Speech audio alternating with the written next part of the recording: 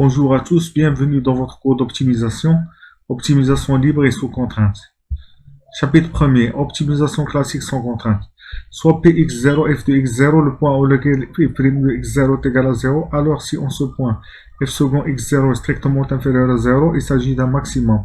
F second x0 strictement supérieur à 0, il s'agit d'un minimum. Soit la fonction y est égale à f de x est égal à x cube moins 3x carré plus 5. Calculons sa dérivée première. F' de x est égal à d dy sur dx est égal à 3x carré moins 6x est égal à 3x fois x moins 2. Sa deuxième dérivée f second x est égal à d carré y sur dx carré est égal à 6x moins 6 est égal à 6 fois x moins 1. On obtient les points candidats de la fonction en résolvant l'équation f' de x est égal à 0. 3x fois x moins 2 est égal à 0 implique que x1 est égal à 0 et x2 est égal à 2. Les valeurs correspondantes de y sont y1 est égal à 5 et y2 est égal à 1. Déterminons la nature des points candidats en utilisant le résultat 3, 2. f second 0 est égal à moins 6 strictement inférieur à 0. f second 2 est égal à 6 strictement supérieur à 0. La fonction a donc un maximum en x1 est égal à 0 et un minimum en x2 est égal à 2. Les coordonnées du maximum sont 0,5, c'est du minimum sont 2, 1. Les graphiques suivants montrent bien les extrêments des fonctions. La figure A montre bien les extrêments locaux, avec un minimum relatif et un maximum relatif. Le graphique B montre l'extrêmement relatif et absolu, avec un minimum relatif et un maximum relatif et un minimum absolu. Exemple 3.2. Un fabricant de postes de télévision produit Q postes par semaine à un coût total de C est égal à 6Q carré plus 80Q plus 5000. C'est un monopoleur et son prix s'exprime par la relation P est égal à 1080 moins 4Q. Montrons que le bénéfice net maximum est atteint lorsque la production est de 50 postes par semaine. On sait bien que le revenu de la firme est égal au prix multiplié par la quantité. R est égal à P fois Q, est égal à 1080 moins 4Q fois Q, est égal à 1080Q moins 4Q carré. Son bénéfice s'exprime par B est égal à R moins C, est égal à 1080Q moins 4Q carré moins entre parenthèses 6Q carré plus 80Q plus 5000. Est égal à moins 10Q carré plus 1000Q moins 5000. La dérivée de cette fonction est B' est égal à moins 20Q plus 1000. La solution de l'équation P' est égal à 0 est égale à moins 20Q plus 1000 est égal à 0. Q est égal à 50. Sa dérivée seconde et B seconde est égal à moins V strictement inférieur à 0. Par conséquent, la fonction de bénéfice présente un maximum en x, Q est égal à 50. Ce maximum est un maximum global car la fonction est une parabole, comme l'indique la figure 3.3. Pour ce volume de production, le bénéfice réalisé s'élève à B est égal à moins 10 fois 50 carré plus 1000 fois 50 moins 5000 est égal à 20 000. Le prix du poste de télévision est égal à P est égal à 1080 moins 4 fois 50 est égal à 880. La fonction de bénéfice étant B est égal à moins 10Q carré plus 1000Q moins 5000. Considérons à présent le cas des fonctions à plusieurs variables indépendantes. Par les fonctions à deux variables z est égal à f de x, y, le graphe est une surface dans l'espace à 3 dimensions.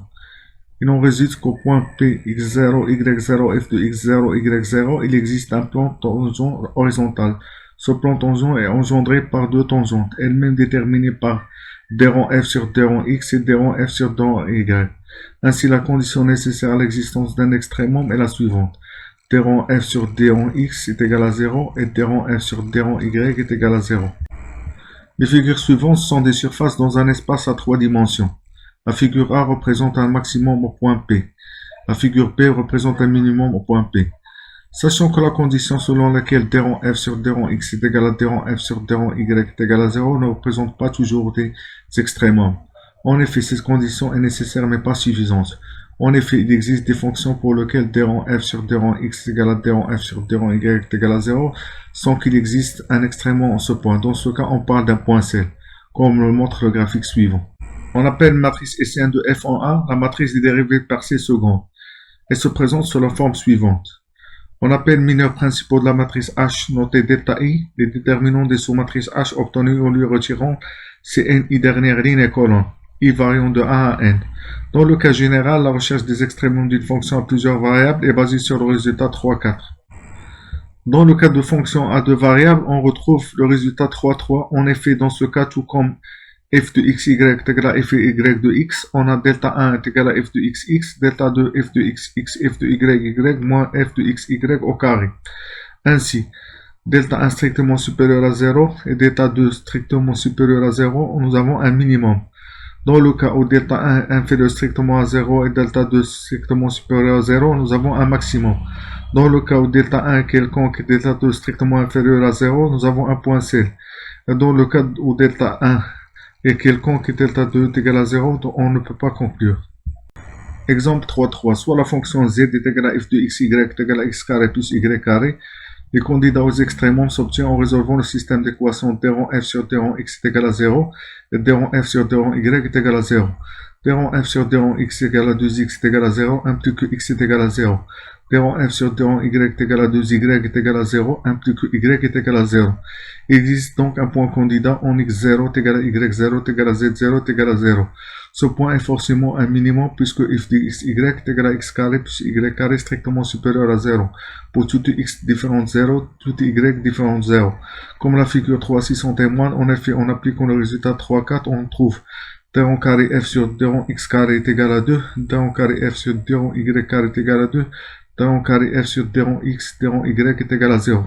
La matrice hessienne est donc définie par h 2, 0, 0, 2. Ici, delta 1 est égal à 2, delta 2 est égal à 4. Par conséquent, f possède un minimum en 0, 0, 0. Le graphe de z de f de x, y est égal à x carré plus y carré se présente sous la forme suivante. Exemple 3, 4. Soit f de x, y est égal à 4x carré moins xy plus y carré plus moins x puissance 3. On a d rond f sur d rond x est égal à 8x moins y moins 3x carré. D rond f sur d rond y est égal à moins x plus 2y. D rond carré f sur d rond x carré est égal à 8 moins 6x. D rond carré f sur d rond y carré est égal à 2. D rond carré f sur d rond x, d rond y est égal à moins 1. Les points candidats s'obtiennent en résolvant les deux équations. 8x moins y moins 3x carré est égal à 0, moins x plus 2y est égal à 0. Après substitution de x est égal à 2y tiré de 3, 2 dans 3, 1, on trouve moins 12y carré plus 15y est égal à 0, implique que y1 est égal à 0, y2 est égal à 5 sur 4. Comme x est égal à 2y, on trouve x1 est égal à 0, x2 est égal à 5 sur 2. Il existe donc deux points candidats, P1 0 0 0 et P2 5 2 2, 5 demi, 5 quarts, 125 sur 16. La matrice ici est définie par h est égal à moins 8 moins 6x moins 1 2. Évaluons la matrice ici pour le premier point candidat x1 est égal à 0, y1 est égal à 0. h est égal à 8 moins 1 2. Comme delta 1 est égal à 8 strictement supérieur à 0, delta 2 est égal à 15 strictement supérieur à 0, il s'agit d'un minimum. Pour le second point candidat, x est égal à 5 demi, y est égal à 5 quarts, on obtient h est égal à moins 7, moins 1 2. Comme delta 1 est égal à moins 7 strictement inférieur à 0, delta 2 est égal à moins 15 strictement inférieur à 0, il ne s'agit ni d'un minimum ni d'un maximum, mais d'un point C de la fonction. Exemple 3.5. Soit f de x, y, z est égal à x puissance 4 moins 17x carré plus 2y carré plus z carré moins 2xy moins 2yz plus 81. Annulons les premiers dérivés partiels. D rond f sur d rond x est égal à 4x cube moins 34x moins 2y est égal à 0. D rond f sur d rond y est égal à 4y moins 2x moins 2z est égal à 0. D rond f sur d rond z est égal à 2z moins 2y est égal à 0. Par simplification de 3,5, on tire y est égal à z. Substitution 3,6 dans 3,4. 4y moins 2x moins 2y est égal à 0. 2y moins 2x est égal à 0. X est égal à y. En introduisant 3,6 et 3,7 dans 3,3, on retrouve 4x cube moins 34x moins 2x est égal à 0. 4x cube moins 36x est égal à 0. 4x fois x carré moins 9 est égal à 0. Cette dernière équation a trois solutions. x1 est égal à 0, x2 est égal à moins 3, x3 est égal à 3. Les valeurs correspondantes de y et de z sont y1 est égal à 0, y2 est égal à moins 3, y3 est égal à 3. z1 est égal à 0, z2 est égal à moins 3, z3 est égal à 3. Les deuxièmes dérivés partiels sont d rond carré f sur d rond x carré est égal à 12x carré moins 34. d rond carré f sur d rond y d rond x est égal à moins 2, d rond carré f sur d rond z d rond x est égal à 0. Puisque la matrice est symétrique, donc nous aurons les mêmes valeurs d'autre part de la diagonale. Pour le point x1 est égal à y1 est égal à z1 est égal à 0, la matrice hessienne est définie par h est égal à moins 34, moins 2, 0, moins 2, 4, moins 2, 0, moins 2, 2. D'après le résultat 3, 4, ces trois mineurs principaux ne vérifient ni la condition 1 ni la condition 2 prise au sens large. La fonction présente donc un point C en x1 est égal à y1 est égal à z1 est égal à 0. Pour les points x2 est égal à y2 est égal à z2 est égal à moins 3, x3 est égal à y3 est égal à z3 est égal à 3, la matrice hessienne est la même. H est égal à 74, moins 2, 0, moins 2, 4, moins 2, 0, moins 2, 2. Alors, delta 1 est égal à 74, delta 2 est égal à 292, delta 3 est égal à 288. Ainsi, pour chacun de ces deux points, la fonction présente un minimum. Exemple 3.6. Une firme aéronautique fabrique des avions qu'elle vend sur deux marchés étrangers, soit Q1 le nombre d'avions vendus sur le premier marché et Q2 le nombre d'avions vendus sur le deuxième marché. Les fonctions de demande dans les deux marchés respectifs sont P1 est égal à 60 moins 2 Q1, P2 est égal à 80 moins 4 Q2. P1 et P2 sont les deux prix de vente. La fonction du coût total de la firme devient C est égal à 50 plus 40 Q, où Q est le nombre total d'avions produits. Il faut trouver le nombre d'avions que la firme doit vendre sur chaque marché pour maximiser son bénéfice. Comme Q est égal à Q1 plus Q2, la fonction de coût devient C est égal à 50 plus 40 Q, est égal à 50 plus 40 fois Q1 plus Q2, est égal à 50 plus 40 Q1 plus 40 Q2. Le revenu total R s'obtient en multipliant le prix par la quantité sur chaque marché. R est égal à P1 Q1 plus P2 Q2. Est égal à 60 moins 2 Q1 fois Q1 plus 80 moins 4 Q2 fois Q2. Est égal à 60 Q1 moins 2 Q1 au carré plus 80 Q2 moins 4 Q2 au carré. On obtient le bénéfice P en calculant la différence entre le revenu et le coût. B est égal à R moins C, est égal à 60 Q1 moins 2 Q1 au carré plus 80 Q2 moins 4 Q2 carré moins 50 plus 40 Q1 plus 40 Q2. Est égal à 20 Q1 moins 2 Q1 au carré plus 40 Q2 moins 4 Q2 au carré moins 50. Annulons les premières dérivées partielles. D rond B sur D rond Q1 est égal à moins 4 Q1 plus 20 est égal à 0, implique Q1 est égal à 5. D rond B sur D rond Q2 est égal à moins 8 Q2 plus 40 est égal à 0, implique Q2 est égal à 5. Il reste à vérifier que le point candidat Q1 Q2 est égal à 5, 5 est un maximum. Pour cela, calculons les deuxièmes dérivées partielles. D rond carré B sur D rond Q1 carré est égal à moins 4, D rond carré B sur D rond Q2 au carré est égal à moins 8, D rond carré B sur D rond Q1 D rond Q2 est égal à 0. La matrice hessienne est donc H est égal à moins 4, 0, 0, moins 8. Par conséquent, delta 1 est égal à moins 4 strictement inférieur à 0, delta 2 est égal à 34 strictement supérieur à 0. Comme delta 1 est strictement inférieur à 0 et delta 2 est strictement supérieur à 0, il s'agit d'un maximum. Le bénéfice maximum réalisé est égal à 20 fois 5, moins 2 fois 5 au carré, plus 40 fois 5, moins 4 fois 5 au carré, moins 50 égal à 100. Quant au prix, il s'élève respectivement à P1 est égal à 60 moins 2 fois 5 est égal à 50, puis 2 est égal à 80 moins 4, 5 est égal à 60. On passe maintenant au deuxième chapitre, optimisation classique avec contrainte. Dans un premier temps, introduisons cette méthode dans le cas simple où la fonction à optimiser, une fonction objective, est une fonction à deux variables, f de x, y soumise à une seule contrainte de la forme g de x, y est égal à 0.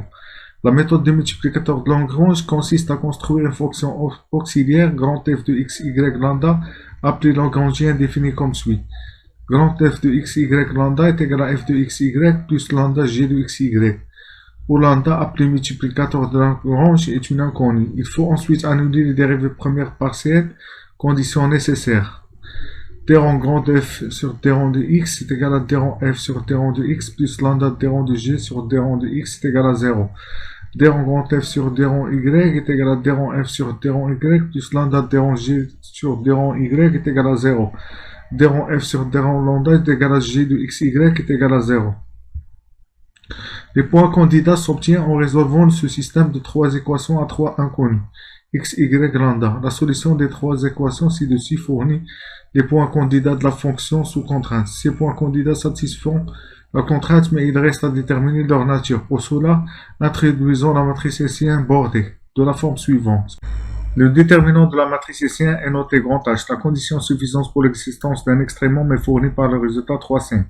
Résultat 3,5. Soit Px0, Y0, F de x0, Y0, le point en lequel d grand F sur d rond x est égal à d grand F sur d rond y est égal à d rond F sur d rond lambda est égal à 0. Alors si en ce point H inférieur strictement à 0, minimum au point P. Si H supérieur strictement à 0, maximum au point P. Exemple. Trouver les extréments de la fonction objective f de xy est égal à 5x carré plus 6y carré moins xy. Sous la contrainte x plus 2y est égal à 24. Donc la contrainte s'écrit de la façon suivante. G de xy est égal à x plus 2y moins 24 est égal à 0. Le Lagrangien est donné par grand f de xy lambda est égal à 5x carré plus 6y carré moins xy plus lambda x plus 2y moins 24. L'annulation des premières dérivées partielles fournit un système de trois équations à trois inconnues qu'il s'agit de résoudre. D grand f sur d grand x est égal à 10x moins y plus lambda est égal à 0. D grand f sur d rond y est égal à 12y moins x plus lambda est égal à 0. D grand f sur d rond lambda est égal à x plus 2y moins 24 est égal à 0. En éliminant lambda des équations 3,12 et 3,13, on obtient 2y est égal à 3x qu'on le substitue dans 3,14. X plus 3x moins 24 est égal à 0. 4x est égal à 24. On obtient x0 est égal à 6. Comme x plus 2y est égal à 24, on trouve x0 est égal à 9. Pour déterminer si le point candidat x0 est égal à 6 et y0 est égal à 9 est un extrémum, il faut calculer les dérivées partielles du deuxième ordre. D rond carré grand F sur D rond x carré est égal à 10, D rond carré grand F sur D rond y carré est égal à 12, D rond carré grand F sur D rond x, D rond y est égal à D rond carré grand F sur D rond y, D rond x est égal à moins 1. Les dérivées partielles de la contrainte G de x, y est égal à x plus 2y moins 24 sont D rond G sur D rond x est égal à 1, D rond G sur D rond y est égal à 2. La matrice hessienne bordée est donc grand H est égal à 0, 1, 2, 1, 10, moins 1, 2 moins 1, 12. Puisqu'il s'agit d'une fonction à deux variables soumises à une contrainte, on utilise le résultat 3,5. Comme déterminant de h est égal à moins 56 inférieur strictement à 0, la fonction objective sur la contrainte x plus 2y est égal à 24 possède un minimum en x0 est égal à 6 et y0 est égal à 9.